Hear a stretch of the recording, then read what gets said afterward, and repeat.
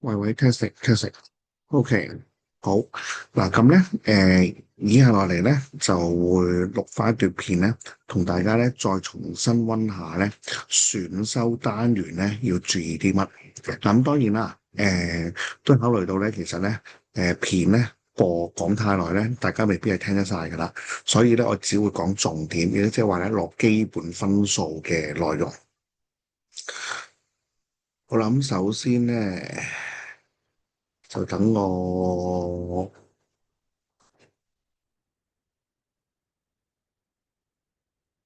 轉換下個畫面先，係啦，好耐冇用過啊。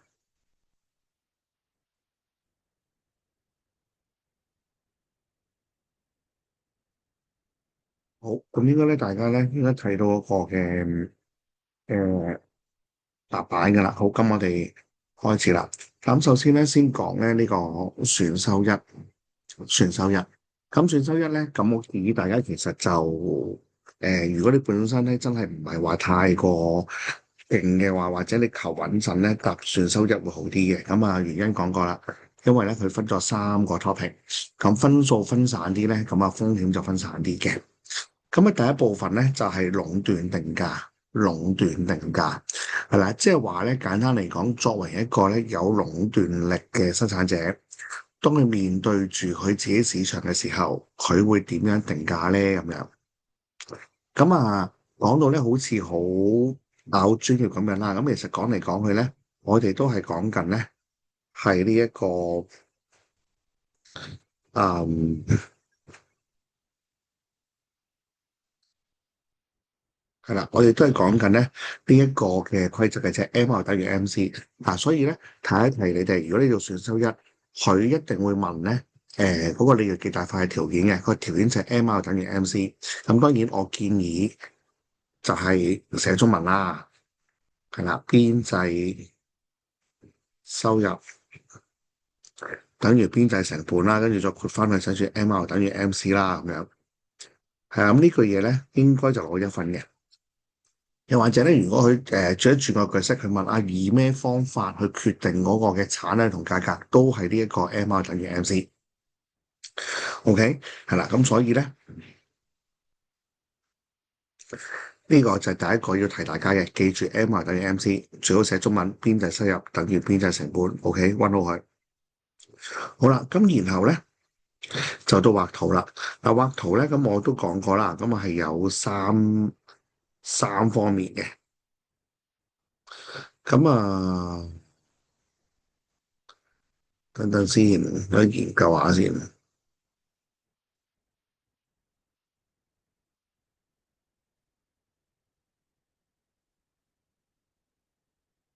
點樣轉新頁嘅咧？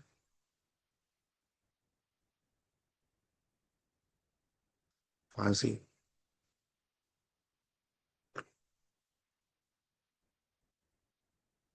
係啊，唔好意思，太耐冇用過啊。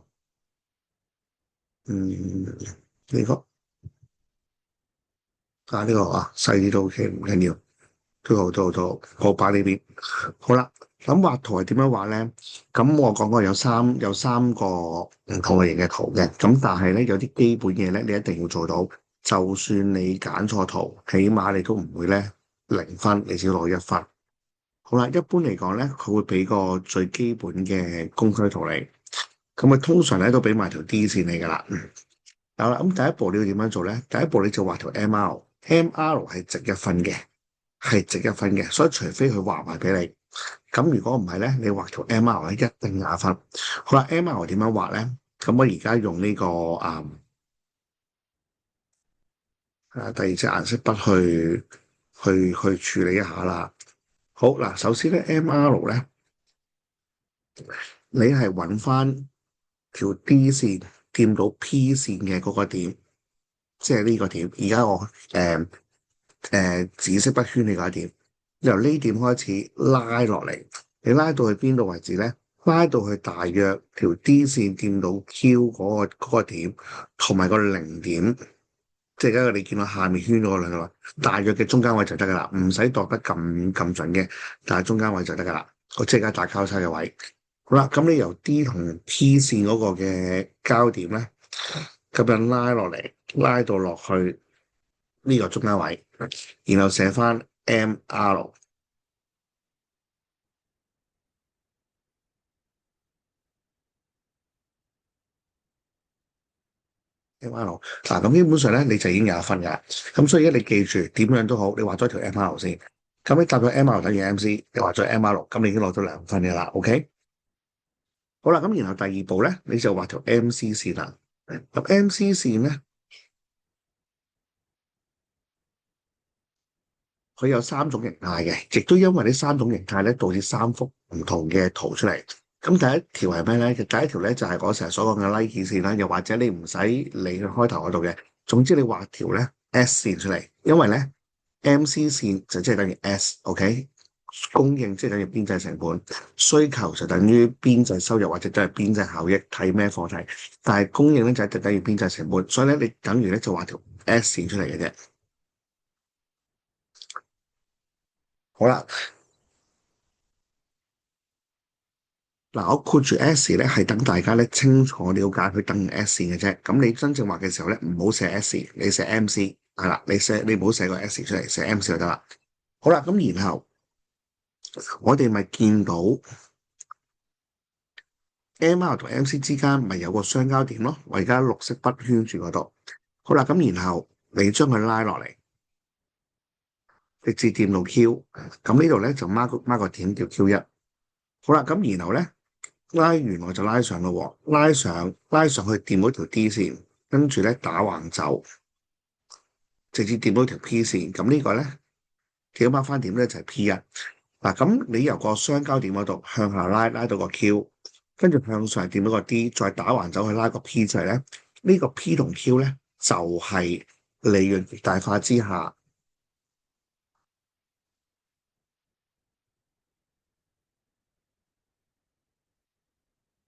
嗰個嘅價格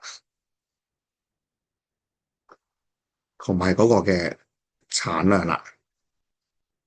即係話，如果講白啲，即係話嗱，我作為一個我有壟斷力嘅生產商，咁我而家我決定我要整幾多件，咁整幾多件好咧？咁我就新片畫呢幅圖出嚟。我判斷到條 D 線係咁樣噶啦，跟住我畫條 MR 出嚟，跟住我再將我自己咧嗰個嘅生產嘅成本咧計埋落去，畫嗰條S 線出嚟，咁然後就會判斷到咧，我就生產 Q1 咁多啦，我生產 Q 咁多，我決定咗產量先嘅，OK，我生產 Q1 咁多啦。好啦，咁我既然生產 Q1啦。咁我應該係每件貨收幾錢好咧？咁我就利用翻條需求曲線喺呢個產量，即係呢個數量之下，班消費者會願意俾幾多錢咧？咁我咪跟翻呢一個 D 線去揾翻出嚟咯。係因為我只係生產咁多啫嘛，我唔需要應付晒所有唔同嘅可能嘅需求量嘅要求，我淨係睇我自己啫。例如我而家生產到200件。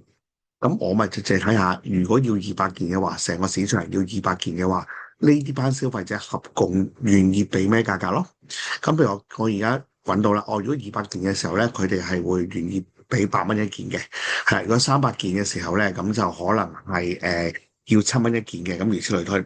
咁我淨係整200件啫嘛，咁我咪跟翻落去，咁我咪揾到原來係8蚊咯，咁所以 P1咪8蚊咯，就係咁樣出嚟。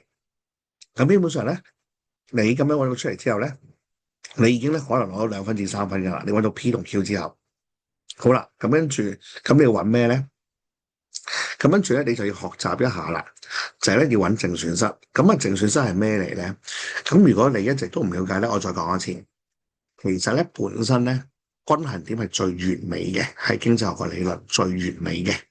咁而家你做咗某啲嘢，令到件事咧係遠離咗呢個均衡點。咁咪有啲嘢冇咗咯，咁冇咗嘅嘢就要淨損失。咁即係簡單嚟講咧，就係話究竟而家你個情況同所謂嘅完美嘅均衡點爭幾多？如果一絲都不差嘅，咁咪即係毫無淨損失咯。咁如果你爭得越多嘅，咁個淨損失咪越大咯。其實就係咁嘅意思嘅啫。好啦，咁完美嗰點喺邊度啊？就係均衡點。咁均衡點即係咩？D 同 S 嘅相交點。所以呢一點咧，其實咧以佢嗰個嘅原理嚟講咧，佢就係呢個所謂嘅完美嘅均衡點。佢呢一點咧，應該係唔會有淨損失嘅，得唔得？唔會有淨損失嘅。咁但係個問題就係咧，而家咧我嗰個產量咧就唔係喺呢個紫色所落嚟嘅呢個QP 嘅地方啊嘛。啊 P 就係 perfect 啦，我用啲 perfect 先啦。佢唔喺 QP 嘅地方。而家根據我自己考慮，我生產就係 Q1啦嘛。咁即係咩意思啊？對個社會嚟講，最好就係 QP，但係咧，你因為個人嘅考慮做咗 Q1，咁咪唔完美咯。咁唔完美之間個差距，咪就係淨損失咯。咁所以喺 QP 同 Q1之間，咁你話係咪游晒全部啊？唔係，咁我哋都會受 DS 影響噶嘛。咁所以就係喺兩條 Q 之間，QP 同 Q1之間，關於 D 同 S 夾住嘅部分，即係而家你見到我游咗嘅三角嘅部分。咁呢個咧就係淨損失。咁其實咧就係咁樣揾嘅啫。咁你揾到淨損失之後咧，嗱基本上咧你已經咧基本嘅難度咧你已經適應到噶啦。咁跟住你咪答翻啲基本嘢咯。就係話啊，如果你嫌啊可能仲有分係漏咗喎，咁可能係咩啊？咁咪就係嗰個嘅邊際效益高過個邊際成本咯。係啦，因為你而家見到嘅就係個 D 位係高過個 S 位噶嘛。咁 D 係 MB 啊嘛。S 係 MC 啊嘛，咁咪 MB 大過 MC 咯。咁你話唉死啦，私人定社會啊？嗱，再講一次，效率係以社會角度嚟睇嘅，所以任何時候我哋比較嘅都係邊際社會效益同埋邊際社會成本。OK，咁你話啱之前價格成本咁又用翻私人嘅係冇錯。如果我哋標示價格成本咧，我哋當然講緊係邊際社會乜乜對邊際私人乜乜啦。但係我哋講一件事有冇效率咧，我哋以社會角度嚟睇嘅，所以一定係邊際社會效益同邊際社會成本作比較，OK？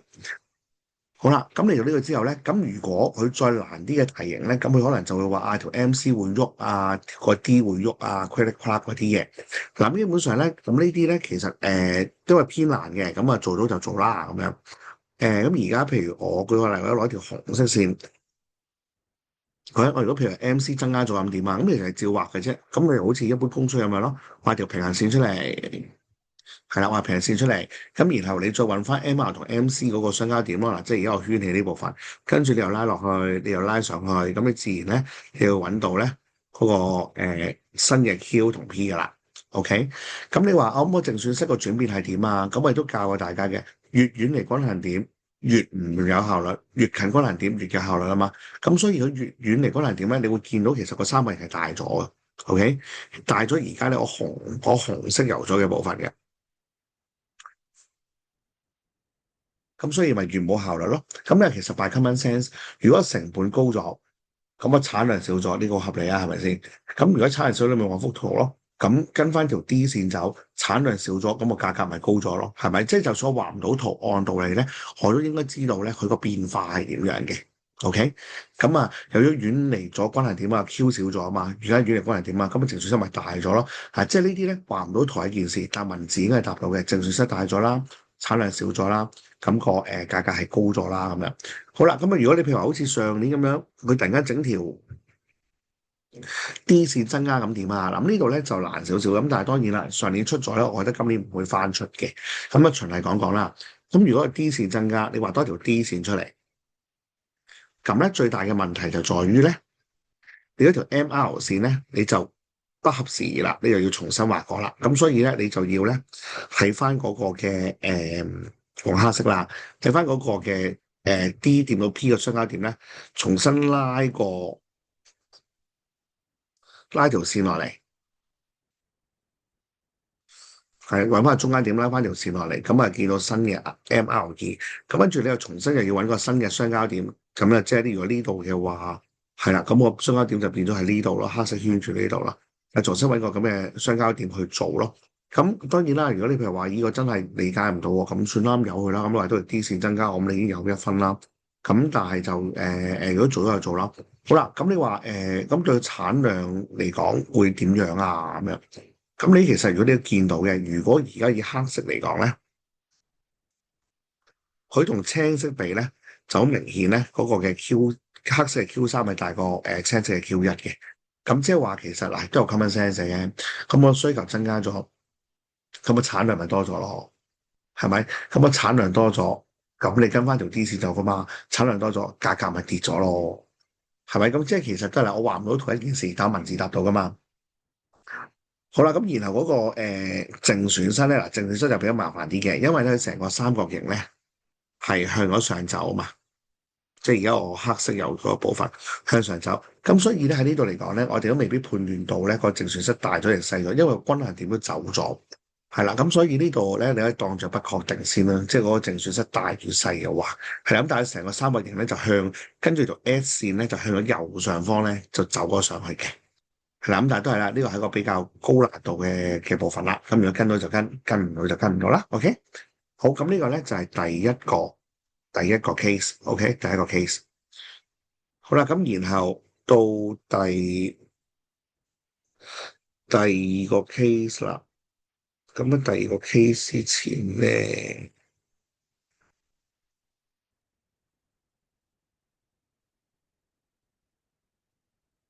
好，第二個 case 之前咧，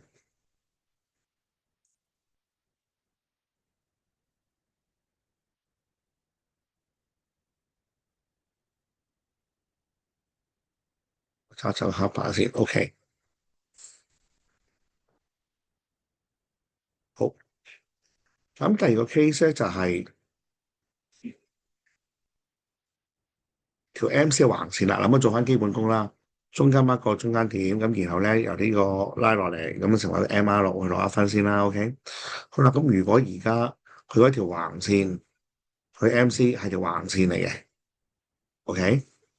係啦，咁會點樣咧？咁其實嗱都係啦，照做翻同樣嘅嘢啫。M1 同 MC 嘅相交點向下拉成為 Q，向上拉打橫走拉個 P，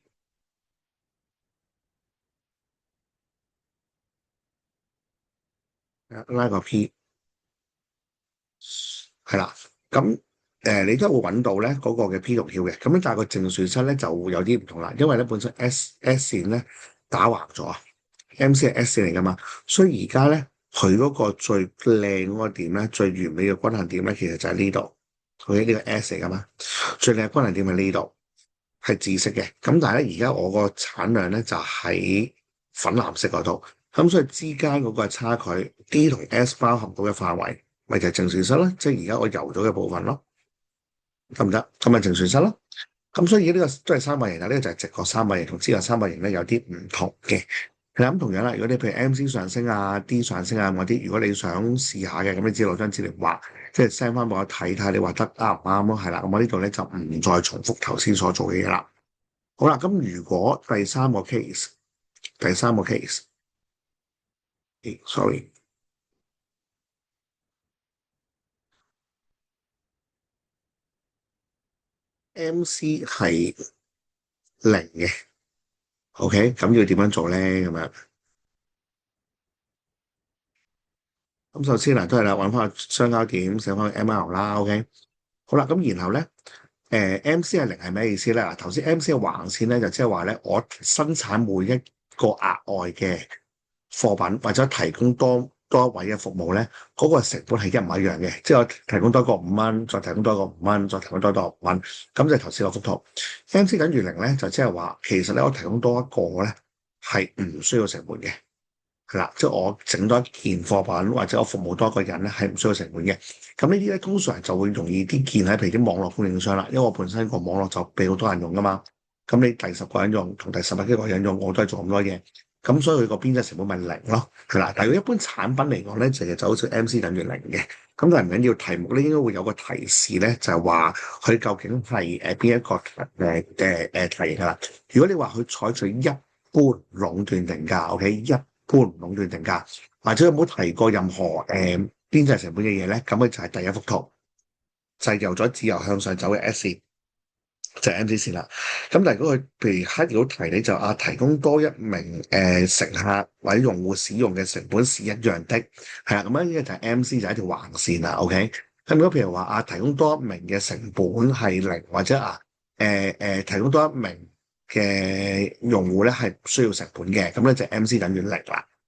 好啦，咁 MC 等於零係點樣畫咧？咁就係同咧嗰個 Q 線咧重疊，完全重疊。咁即係其實你唔使畫佢嘅，我呢個畫出嚟咧係俾你認知下個重疊係咩意思嘅啫，唔使理佢嘅。咁，但係咧，因為你要 mark 佢啊嘛，咁所以你要 Q 嘅隔離咧，你就要寫 MC 啊，呢個係隻 MCC，其實呢個 MC 咧等於零啊，寫落下面啦，MC 等於零。係啦，咁你就可以標示到咧 MC 等於零嘅情況啦。咁同樣啦，咁而家呢個情況就係第一揾咗 MR 等於 MC 先啦。嗱，MR 喺呢度啦，MC 就喺呢度啦。咁相交點就係藍色圈呢一部分。咁向下拉啦，由於掂冇底啦，咁所以已經咧直接就揾到個 Q 啦，就係呢個位咯。咁然後跟住就向上拉啦，向上拉，跟住向橫走。咁呢個就係個價格啦。好啦，咁啊又翻嚟頭先嗰個嘅説法咯喎。最完美嘅就係紅色而家圈起個點 D 同 MC 即係 S 啦，D 同 S 係相一點，紅色係最完美嘅。但係咧，你淨係做到藍色 Q 一個點嘅啫，咁所以中間嘅落差 D 同S 嘅包住嘅部分就係正損失咯。所以就係呢一個直角三角形。就係正常收咯，OK，好啦，咁如果你譬如話啊，我提高 MC，雖然冇咩可能啊，MC 係零嘅情況可能提高嘅，或者會增加啲減少啲嘅情況下點樣畫咧？咁就係你可以試下去畫，然後再整俾我咯。係啦，但我覺得佢連續2年翻炒喐需求呢個 point 咧，其實應該個可能性唔高嘅。係啦，但係如果你想練下嘅，你可以畫完之後俾我睇。咁呢個咧就係第一部分嗰個嘅壟斷定價。好啦，咁然後咧就到價格分歧。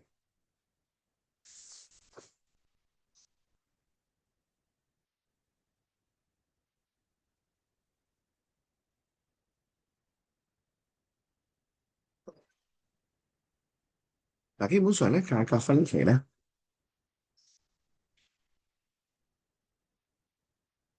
佢冇乜特別嘅。咁第一樣嘢就係咧溫熟嘅定義先，因為定義係比較上麻煩嘅。第一，佢講緊嘅係相同成本，你一定要提相同成本喎。然後呢啲貨品咧係相同嘅，相同貨品，OK，即係一模一樣嘅貨品，甚至咧連生產呢啲一模一樣嘅貨品嘅成本都一模一樣嘅。然後咧，我哋向唔同嘅人啦，OK，係收取唔同嘅價格，OK。如果我哋如果我哋能，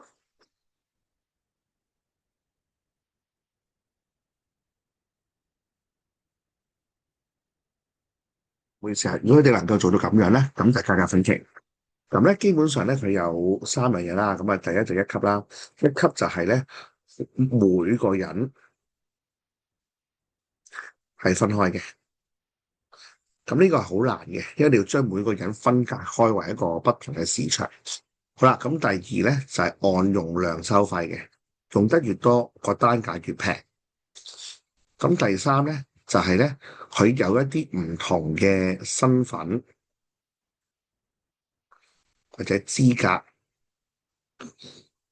嘅人咧，就收唔同嘅嘢。咁即係咧唔同族群嘅人咧，就一個市場。咁所以咧，一般嚟講咧，一係好難做嘅。咁二咧，咁啊其實都做到啦。OK，咁啊三咧，咁其實咧佢會可能譬如常見嘅佢用一啲會員證啊，係啦，或者身份證明啊，去做一個分隔咯。你能夠 show 到嗰樣嘢嘅，咁咪你就可以有一個唔同嘅價格咯。你 show 唔到嘅，就咪另一個價格咯。咁就會容易啲咧。可以做到一個分開嗰個嘅情況。好啦，咁所以咧就係第一你要識價格分歧嘅定義啦，第二你要知點樣分三類啦，OK，咁你先答到啦。好啦，咁啊有啲咩特別嘅情況要注意嘅咧？咁樣，咁第一咧就係佢有可能咧就係嗱，因為咧都冇得寫包單話你考試面對嘅情況係價格分歧或者定係唔係價格分歧，即係兩樣情況都有。咁你就要睇咧佢有冇啲陰嚟嘅地方啦。譬如舉個例，佢有冇涉及不同時間咧？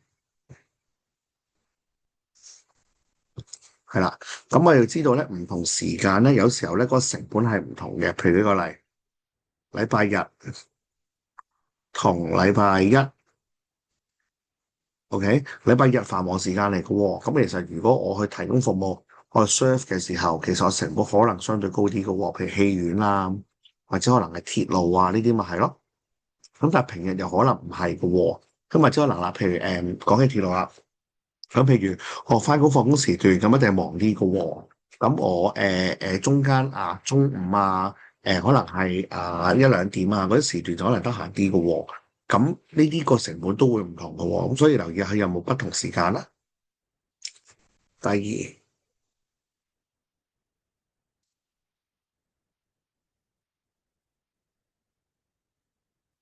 有時候咧，我哋 serve 唔同嘅身份嘅人咧，用嘅成本可能唔同嘅。譬如舉個例，咁同上講過啦，自助餐大人同小孩，我 serve 小孩個成本應該係低啲嘅，我 serve 大人應該係高啲嘅。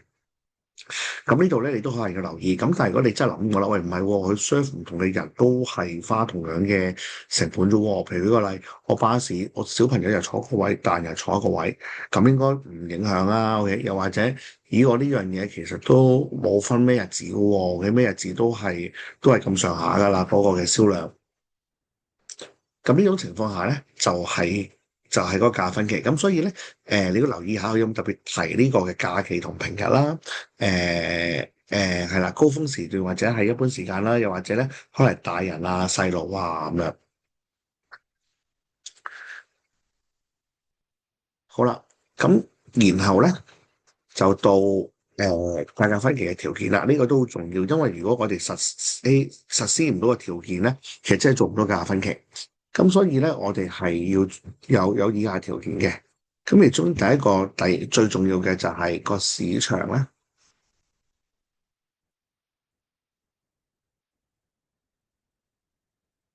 你有辦法分割到嘅。係啦，咩叫分割到咧？就即係話你真係可以咧，係因應到佢嘅唔同嘅身份咧，或者唔同嘅人咧，而收取唔同嘅價格，而其他人咧係唔知嘅，或者唔能夠干預嘅。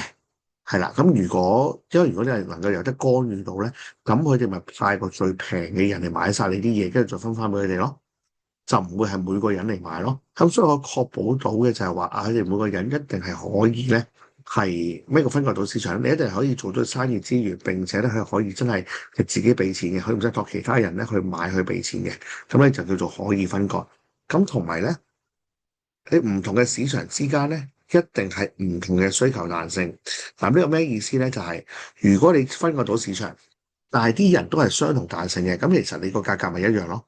咁咪即係其實分唔分都係多餘咯。所以咧，頭先嗰班人係唔同嘅，咁唔同係在於邊度咧？唔同係在於需求彈性，而且可以分開到佢哋，咁咧你先可以實現到價格分歧嘅。咁一般嚟講咧，你高彈性啲嗰啲人咧。應該咧可以得到一個比較低啲嘅價錢嘅，咁原因就係呢班高啲嘅人咧，佢願意咧去花時間咧，我寫喺呢度啦，佢花時間咧去令到個價格咧更加低。譬如舉個例，咩叫佢願意花時間去令到個價格更加低咧？譬如話佢願意講多啲價啦。佢願意煩你多啲嘅俾佢折扣佢啦，又或者佢願意花啲時間咧去申請做會員啊，或者揾啲 coupon 啊，咁樣去攞個優惠。咁所以咧，高高需求價格彈性嘅人咧，應該咧佢就會去再尋求一啲方法咧，去令到咧自己可以俾少啲錢。咁所以咧，亦都因為咁，所以佢哋都可以俾少啲錢。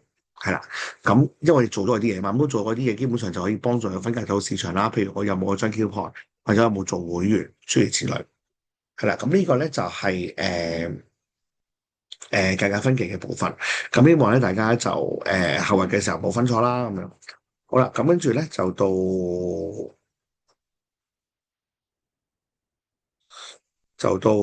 最後啦，反競爭法。嗱咁我上一堂都話反競爭行為啦，咁我都上一堂都講過噶啦。咁其實咧，佢涉及嘅反競爭行為真係好多。咁佢問嘅分數又唔係話真係好大分，可能夾埋都係兩分至四分到。咁所以咧，嗱你温得幾多得幾多啦，咁樣咁又唔使温晒嘅。咁你近期嚟講，即係都係睇翻啲新聞，我諗你睇翻啲大廈嘅圍標啊。合謀定價或者可能都係啲操縱啲誒前後向嘅，即係操縱個供應商或者操縱嗰個嘅分銷商，一定要買你啲嘢啊，或者唔可以買其他啲嘢啊，嗰六至七類啦，嗰六至七類，因為比較常見嘅嗰啲。好啦，咁啊反競爭行為咧，誒咁頭先講過啦，溫到就溫啦，咁你都溫唔到個分類錯咗嘅，咁唔緊要，咁你起碼咧你都可以咧係搞掂呢個部分先。第一行為守則同第二行為守則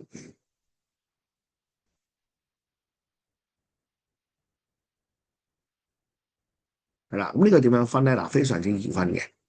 咁第一行為守則咧，簡單嚟講就係同合謀有關嘅，即係話咧，如果佢嗰件事係涉及咗兩間公司，OK，兩間公司或以上嘅，咁咪即係合謀咯，咁咪即係違反咗第一行為守則咯。係即係我聯合咗個供應商一齊去屈你嘅，或者聯合咗啲對手一齊去屈你嘅，或者聯合咗個分銷商去屈你嘅，咁呢啲咪叫做合謀咯。咁合謀嘅，咁即係多過一間啦。咁呢啲咧就係一定第一行為守則。咁第二咧就係利用咧自己嗰個嘅優勢。咁利用自己優勢嘅時候咧，咁即係話係第一間係啦，佢用自己嚟恰你嘅啫。係即係話，譬如我係大公司，係啦，我係大公司。咁啊，如果譬如話你同我爭，咁我決定咧割毫式減價，去咧逼你咧不斷蝕本咁逼你執笠咁樣。咁呢個就係利用翻我自己，我本身我儲咗好多錢係嘛，我本身我有客戶，所以我唔怕蝕呢個優勢，去令你唔可以同我競爭。咁呢個咪係一個利用自己優勢嘅情況咯。咁咧就係佢第二行為守則。咁呢個其實易分嘅，真係好易分嘅。同人傾嘅第一，冇同人傾嘅第二就係咁簡單。好啦，咁然後如果好命嘅話，咦，可以揀呢個。好，咁如果好命嘅話咧，咁咧佢可能會問埋你影響。咁影響嘅話咧，基本上好易嘅啫，即係你自己，即係如果你好似公民科咁樣，by common sense 其實都諗到。咁啊，第一就係反競爭行為，就係會令到嗰個市場冇競爭啊嘛。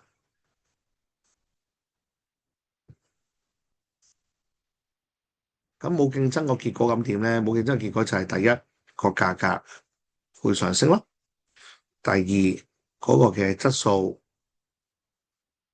會跌咯，第三就係嗰個嘅選擇會減少咯。係即係好簡單嘅啫，將心比己，即係你只要想像一下。你係一個老闆，咁然後咧成個市場你玩晒嘅，咁你會點樣對消費者咧？係咪？咁你只係有提供到貨俾你就得啦，我唔使咁講究啦，我都冇對手嘅，係咪？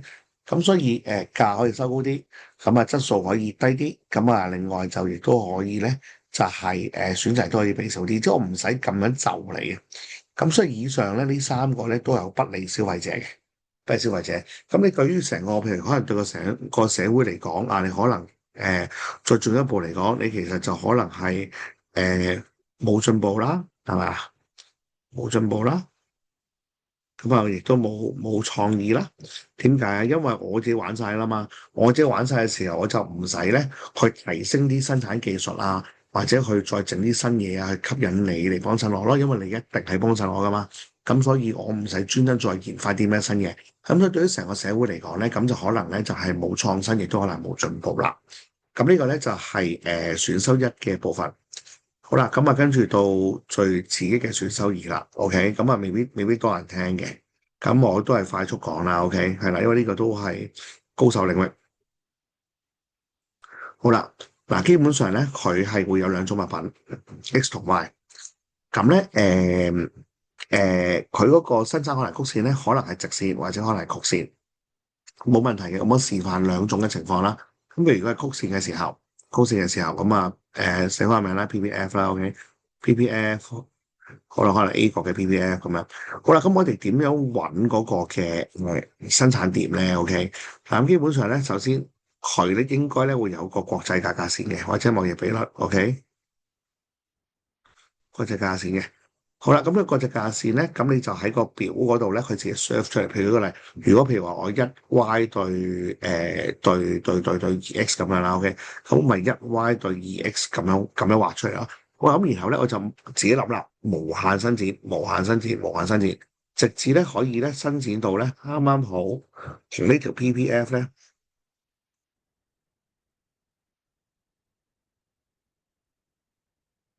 呢個 PPF 咧，先俾我支筆出嚟。佢呢個 PPF 咧有一個切點，OK 係啦，即係就係一個切線為止。咁呢一點咧就係咧所謂嗰個嘅生產組合啦，生產組合啦。咁我哋咪係會拉翻出嚟嘅，就係哦，咁咪呢度睇到佢咪做咗幾多 Y 咯？譬如可能整6Y，咁呢度可能係整3X，OK，咁呢個生產組合咪就係3X6Y 咯，OK，佢會整3個X 同6個Y咯，得唔得？咁呢個咧就係嗰個曲線嘅情況啦，OK。好啦，咁如果係直線嘅情況咧，直線嘅情況咧，係啦，咁啊隔離畫一次出嚟啊。如果直線嘅情況咧，咁由於咧都係啦，嗰條貿易標線咧有自己嗰個嘅斜度噶嘛，咁一路斜，咁你冇斜到一個位咧，斜到一個位咧，剛好淨係咧啱啱好咧就係掂到嗰條線嘅唯一一掂。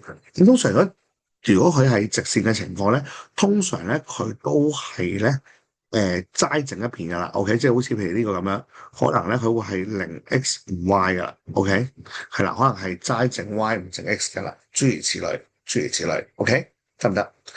好啦，咁然後咁跟住咧，佢就你揾咗生產組合出嚟之後啦，咁然後咧就會話俾你聽，咦咁樣貿易咗啲乜嘢咧？咁樣好啦，咁樣然後咧佢就會睇嗰個嘅誒嗰個嘅消費點。嗱，咁個消費點嚟講咧，咁佢係點樣睇咧？嗱，基本上咧，我放翻大翻呢個曲線嘅部分先。嗱，基本上咧，條紫色線就係佢嗰個嘅國際價格線。咁咧，國際價格線咧，同時間咧，亦都係等於 CPF，OK，得唔得？國際價格線咧，其實都係等於個 CPF。咁呢個咧容易漏嘅，好，一個國際價線等於消費可能曲線。咁即係話咧，你係可以根據呢條線咧，去換你想要嘅 X 同埋個 Y，跟翻嗰個比率。咁所以喺度嚟講，我哋對比翻咧紫色線同埋青色線。青色線咧就係指個國家自己可以做到幾多出嚟，咁紫色線咧就係講個國家可以換到幾多嘢翻嚟。咁所以我哋會見到咧，而家咧我所標示嘅橙色部分。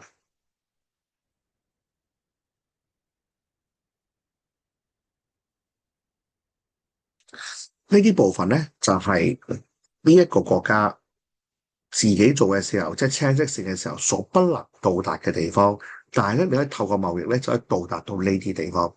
咁即係話咧，橙色嘅部分就係話俾你聽，你自己咧去唔到咁高㗎，但係貿易就幫你咧可以去到咁高。咁所以我哋一般嚟講咧，我哋一定都係會揀咧嗰啲消費點咧喺呢一度嘅。咁譬如舉個例。咁呢個咧就要睇題目啦，題目一定有講嘅，題目一定有講。譬如舉個例，而家咧假設咧呢個國家咧係一定咧係會保留住 2X 係啦，2X 去消費嘅。咁好啦，咁請問佢究竟係出口咗幾多同冇入口咗幾多咧？咁你點樣做咧？嗱，首先如果佢一定係要保留 2X 嘅，咁我喺度 mark 翻個 2X 啦，係咪？我 mark 即係二 X 個 mark 翻2呢個位啦。好啦，跟住去睇啦。嗱，呢個咧就係咧佢本身可以生產到嘅 X 再加 Good Y 嘅組合。咁但係如果透過貿易咧，佢就可以再高少少，係啦。嗱，紅色咧長方形嗰部分，咁我哋會見到咧，其實長方形咧係高過個圓形嘅。咁即係話咧喺貿易同冇貿易嘅情況之下咧，佢雖然同樣係得2X，但係咧佢係比以往咧係有更多嘅 Y。咁相同嘅 2X，但有更多嘅 Y，咪即係證明貿易係比冇貿易嘅好咯。咁就係用呢一啲嘅位咧，去表示咧佢係比以前係好咗嘅，比以前好咗嘅。好啦，咁啊，如果係另一邊嘅，我攞第二隻顏色啊，譬如攞藍色，OK，咁譬如呢個2Y 咁先算啦。OK，咁同樣啦，如果自己做嘅時候咧，大約就係呢個位啦，係嘛？青色同藍色嘅交叉部分啦。好啦，咁但係咧，如果貿易咁啊，佢可能係會對應到某個 X 啦，OK，藍色圈嘅 X 啦。好啦，咁而家因為貿易之下，佢去到紫色嘅部分，咁變成係長方形嘅 X 啦。咁我哋會見到啦，同樣我有2Y，但係咧，我而家得到嘅 X 咧就比以前多咗。我以前咧係攞到圓圈個位嘅啫，而家我攞到咧長方形個位。咁所以咧，我喺更多 X 嘅情況之下咧，咁我證明到啦，貿易係比以往更加好。好啦，咁跟住咁你話我諗出口咁佢咁點算啊？咁佢係講緊出口幾多入口幾多咁點算啊？OK，嗱呢度咧咁你就要睇翻啦。嗱，本身個生產組合喺呢度嘛，係咪？咁而家我保留咗2X 係嘛？我保留咗2X。咁我本身生產咗嗱某個 X 啊，我生產咗三角形咁嘅 X 啊，OK，咁所以咁我本身係生產咗三角形，咁我後尾咧保留翻兩個，咁所以我咪係剩得嗰啲咪攞出去賣咯，所以呢一度咪係我嘅出口咯，咁就係呢度我嘅出口咯。原本可以整到三角形咁多嘅 X，而家咧我手上得翻兩 X 嘅啫，咁剩得嗰啲喺邊啊？一定賣咗出去噶嘛，咁出口咪所以咪就係出口咯。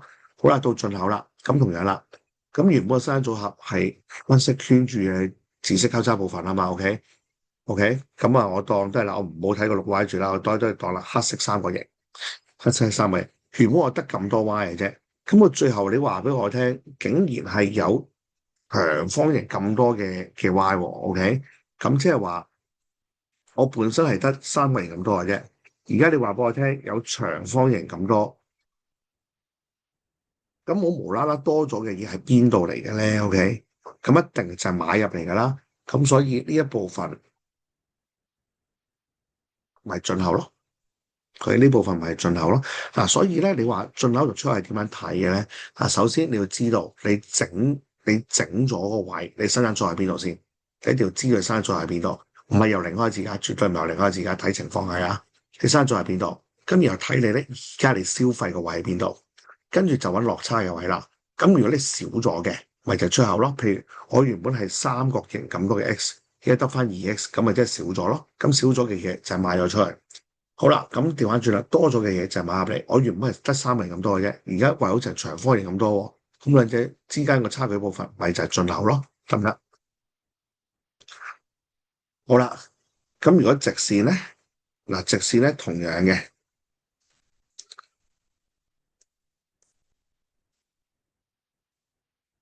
咁我哋見到咧，都係啦，橙色嘅部分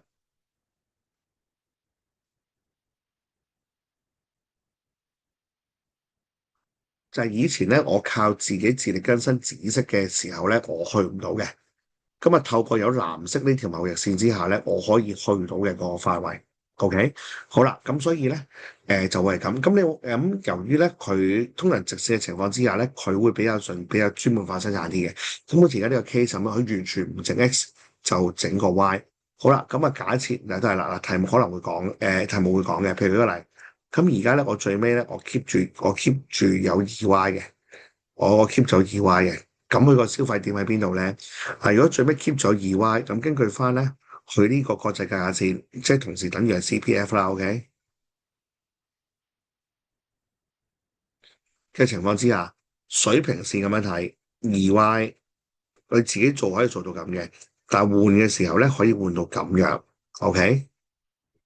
即係話以前咧，我係得圓圈咁多嘅啫，而家咧我可以得到長方形咁多，咁咪即係話我都係得2Y嘅，咁但係以前得圓圈咁多 X，而家有長方形咁多 X，我多咗 X 喎，我享用更多 X 喎，咁咪即係證明我係貿易係比以前，即係貿易咪係一個好處咯。OK，好啦，咁跟住再睇啦，咁點樣睇咧？OK。好啦，咁假設佢呢一度佢本身就係整5Y0X 嘛，5Y0X。好啦，咁5Y0X，咁但係咧最尾咧我有2Y 喎，係嘛？我本身要2Y，但我生產咗5Y，咁所以之間相差嘅部分咪就係賣咗出去咯，係嘛？你本身整咗5件，點解最尾得翻2件嘅？整得3件喺邊度？賣咗出去咯。咁所以嗰3件咪就係出口咯，即係五同二之間嘅差距。好啦，咁另外呢度啦，咁我本身我一件 X 都冇噶嘛，咁最尾點解你有長方形咁多 X 嘅咧？OK，咁你梗係買入嚟噶啦，OK，所以呢一個位咪進口咯，OK，因為我本身係一件都冇噶嘛，咁你而家話俾我聽，你有長方形咁多嘅咁多喎，咁呢啲一定唔你自己整啊嘛，咁咪全部買入嚟咯，咁所以之間個差距咪就係進口咯，咁就係長方形至零咯，咁所以你見到咧呢個情況下咧係會有零嘅。即係佢個進口或者出口會拉到去零嘅，咁呢個咧通常咧係多見於咧條 PPF 咧係直線嘅情況，個斜率係一樣嘅情況。OK，好啦，咁啊到最後啦，咁啊到最後咧，咁我哋咧就揾埋嗰個人類發展指數啦。啊，人類發展指數咧，佢冇乜咁特別嘅，咁你只要記住咧，佢收3樣嘢啦。咁第一就係嗰個 GDP 啦，咁第二就係嗰個嘅教育嗰個年期啦。咁第三咧就係嗰個預期壽命啦，OK，咁所以你聰明啦，佢都係鬥呢3樣嘢嘅啫。咁所以你建議點一個地方嘅排名係好過香港，咁但係佢 GDP 差過香港，咁點解啊？咁即係教育年期長過香港咯，咁即係預期壽命長過香港咯，得唔得？就係咁樣嘅啫，反之亦然。好啦，咁然後最麻煩嘅就係佢咧就想咧連帶貿易呢樣嘢講嘅，佢就覺得咧貿易咧係可以咧 favor 到咧，即係可以提升到呢個人類發展指數。咁所以咧你就要講咧貿易咧係點樣咧可以提升嗰個預期壽命啦，係嘛？提升預期壽命啦，提升 GDP 啦，係啦，提升嗰個嘅教育年期啦。OK，嗱，基本上呢個就我唔寫啦，因為你知我睇用手指喺個 mon 上面寫好難寫。咁呢個口講啦，嗱，基本上都靠貿易去提升人類發展指數咧，喺政策上或者方法上咧，好容易嘅啫。咁第一就係我知道進口一啲醫療嘅器材啦，係嘛？進口一啲保健產品啦，進口一啲嘅先進藥物啦，咁咪基本上可以用喺醫療嗰度，或者基本上人類保健嗰度，咪就可以提升翻個地區嗰個人嘅健康水平，以至預期壽命咯，得唔得？好啦，咁你 GDP，咁 GDP 咧又迂迴少少嘅，咁你只要咧，其實咧你係繼續搞好貿易，咁啲出入口公司咪會係更加有規模、更加好生意咯。